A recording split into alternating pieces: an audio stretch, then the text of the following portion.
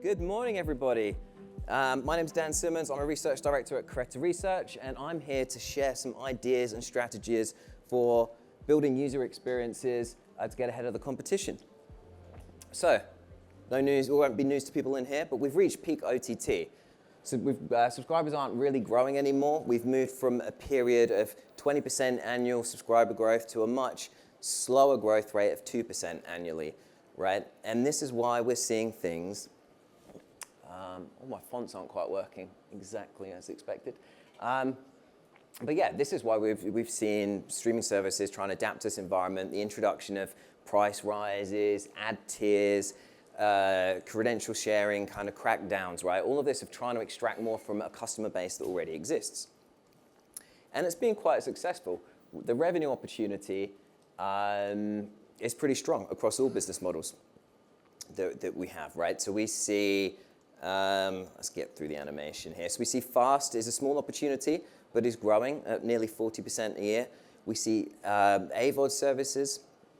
They are bigger and growing at 13%, but the big opportunity remains SVOD with the help of ad funding tiers. That is growing at 14% a year. So yes, everyone is investing to chase Netflix here, and yet everything looks exactly the same. Exactly the same, pretty much, apart from the content. No real differentiation here on these slides. We've kind of evolved the user experience, the homepage here in this case. We see hero content in the background. You've got kind of a main menu off to the left, and then you've got your the video rails along the bottom, and they'll have the ubiquitous what to watch next, top 10 where you are, what's trending, new arrivals, genre underneath. It all looks like that. And I've been a little facetious here. There's probably a good reason for this. We've rationalized on this because it is the same and it helps users kind of understand how to navigate between apps. If every app had a different navigation structure, it would be a bit of a nightmare, right, for everybody. So there's a reason. It's kind of like a survival of the fittest kind of evolutionary thing. But nonetheless, all looks the same. And it's about to get even worse, right? We've seen device vendors and we have seen retailers really be interested in this space, right? They are trying to disaggregate TV advertising revenue to the content, to the platform. And if you can do that successfully, it's great because it doesn't really matter what people are watching at that point. You're selling your advertising against the audience, not the content. So this user experience is now critical to owning and monetizing the audience. It's what everybody is fighting over, and smart TVs have emerged as the next battleground.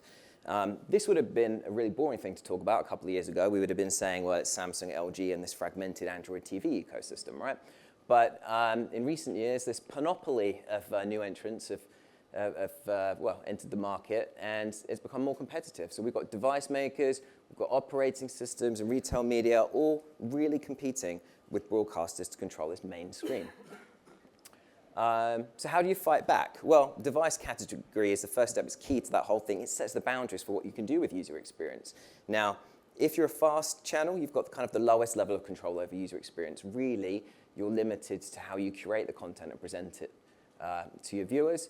Very dependent on platform partnerships and the success of those partnerships to get audience reach.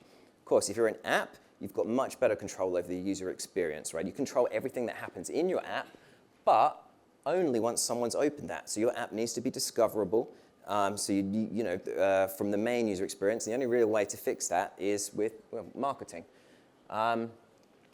If you really want to own the user experience, you need to have a device. It's what enables you to control the consumer behavior, it enables you to get the data from it, and it enables you to figure out how you're going to monetize that. This was really the essence of Comcast's presentation yesterday. They said exactly this. This is what enables you to fight for control of the screen through HDMI 1. And it's essential to super aggregation. The classic way of doing this is the set-top box, which, as we know, as industry is all dying. People have been recently deploying cheap, kind of basic Android TV boxes, but actually a slightly more modest extra investment, right, to add some sort of smart speaker to it, or an even larger investment to turn it into a really high quality kind of sound bar or sound box, can greatly improve user experience and subscriber retention. Vodafone told us this yesterday in their session. Now, if you really want to own the screen, why not deploy the screen and deploy a smart TV? Well, we haven't seen operators do this, but it's a strategy that they should reconsider. You get all the benefits of the set-top box, but also it comes with the idea that you can have screen reading technology and see what the subscriber is doing across absolutely everything. So yeah, there's an approach. Of course, once you own the user experience, how do you improve it? Well, the classic streaming problem is you've got all those apps, all that content, and you can't find anything to watch. I think it was LG, and maybe it was Samsung yesterday that told us that on average there's 11 minutes of doom scrolling before you can find something, right, to watch on your TV. The bad news is that there's no real easy fix to it. AI is not a panacea for that option paralysis. It's unrealistic to expect to be able to predict what an individual is going to want to watch at any single point in time, right? There are too many codependent variables. It's literally a mathematically complex problem. So the best that you can do, and the best alternative, is to really try and present that content in a way that maximizes the appeal to consumers, right? You need to better understand their tastes and then surface the content in a way that promotes how that content matches the individual tastes of that consumer. So it means being able to personalize, I'm such a millennial, the box art, but really the poster. It means being able to personalize the synopsis, personalize trailers, create custom trailers that really bring out the elements that an individual subscriber is going to enjoy in that content and really stop them having to search around for things. The real area and focus though for personalization is we need to move it past recommendation, right? We need to create personalized, engaging experiences for consumers. This means not recreating broadcast and cable VOD over streaming, but actually using streaming as more of a creative medium, right? So I'm doing some things with the idea of being able to send individual streams to different devices. So having audience-specific or situational-specific streams, being able to create a different view of a football match for a pub, another one for the neutrals, one for the super fan, perhaps somebody else that's betting, right? More interactive data overlays, right? So being able to show people more information about what's going on the pitch or elsewhere on the track, presenting more information for them to interact with, what to go with next when they're finished. And then ultimately, using other devices and creating augmented reality type experiences within context. Now, I know what everyone's thinking. The industry's tried this a lot before, right? And it's always been unsuccessful. But now we really have the technology with cloud and AI and streaming to actually start making these things happen. You can edit at scale, you can create metadata at scale, you can do all the localization that you need to put these things together at scale and high quality.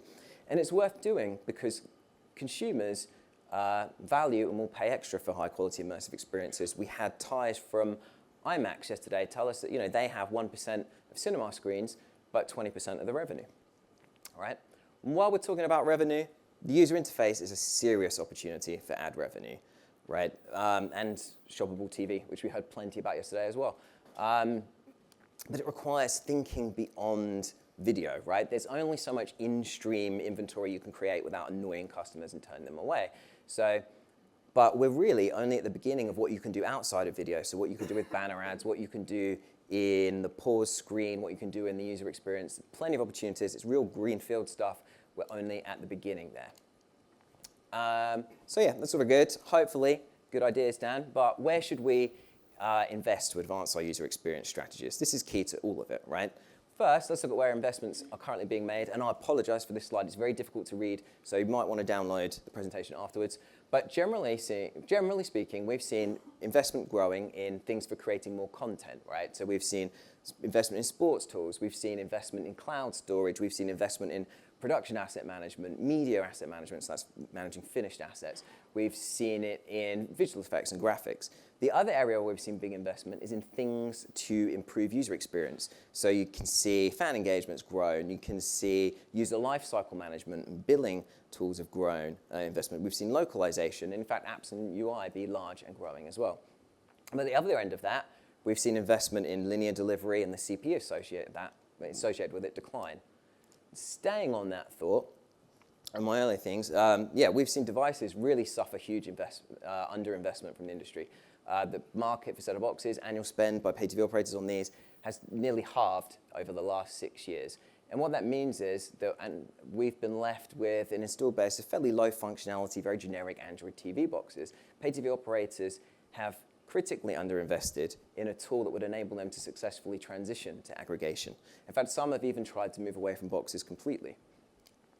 And at the other end of things, we've seen a lot more investment in retention and engagement technology. So you can see a bit more detail on what we already had. User lifecycle billings grown 11% over this period. Apps and UX have grown nearly 3%. Personalization and recommendation technologies are up 9% a year. And direct carrier billing to handle all of those bundling type scenarios, that's also grown nearly 17%. But it's kind of part of the problem, really. What needs to change is not the technologies that people are buying so much and investing in, but the way that they're doing it, right? We're talking about really complex use cases here, right? And they require functional alignment across every technical element of the platform. If you want to deliver that personalized stream, that has to work right across the app. It has to work right through the back end, all through the video encoding, all through the production, and then it also has to translate. You have to be able to transact it and deliver it through the billing, and then send it all the way back through the system so that it works. And we heard from NPOR yesterday, right, that it's dissonance in this workflow is what causes it. When bits of it don't interact correctly with each other, this is what causes all of the problems in sports streaming. It's the main cause of them. We heard from Maria in her presentation yesterday, her TV shopping experience, right, that she clicked on the Chanel ad and it loaded up the web page, but it was a web page that had all the wrong fonts for a TV. It was too slow. It wasn't responsive enough, so she couldn't actually buy anything. This is what gives you a poor user experience. And the way to fix that is to change the way you procure. Trying to build piecemeal platforms from best-of-breed, pick-and-mix solutions doesn't really work for this. A much better approach and a way to change it to procure this technology to deliver these experiences, to think about things like buying things from OVPs, procuring through managed services, or vertically integrated vendor partnerships, where these things are going to work from the get-go, and you can focus not on buying the technology, but actually using that technology to deliver services, right? If you do it this way, you're going to maximize your technology utilization, because you won't buy one piece of technology and have to wait for the other bits of technology in the platform to support it. So you'll always be able to use your technology. You won't have to wait for vendor roadmaps to align. Yes, you want to do this thing, but your encoding vendor won't be able to support it for another 6 months or a year, right? You're going to minimize time to market, time to differentiation. You'll have a product that's different to everyone else in the market before, and you're going to optimize the performance and your reliability of the whole user experience, right? You're going to click the button as a user and it's going to work. You're not going to have to wait for everything to sync so much. It's not going to break. And that's that, really. So the key takeaways. User experiences, they're critical, right, to growth. They're critical to success of streaming. But they've all become too samey. They don't differentiate. We need to think about the experience much more holistically, not just content navigation and recommendation, but everything that the consumer is involved in when they look at your service. And lastly, everyone should reconsider their device strategies and their vendor strategies to enable much faster innovation. And there we go. That's me with minutes to spare. So yeah, thank you, everybody. And if you want to download the presentation, there you go.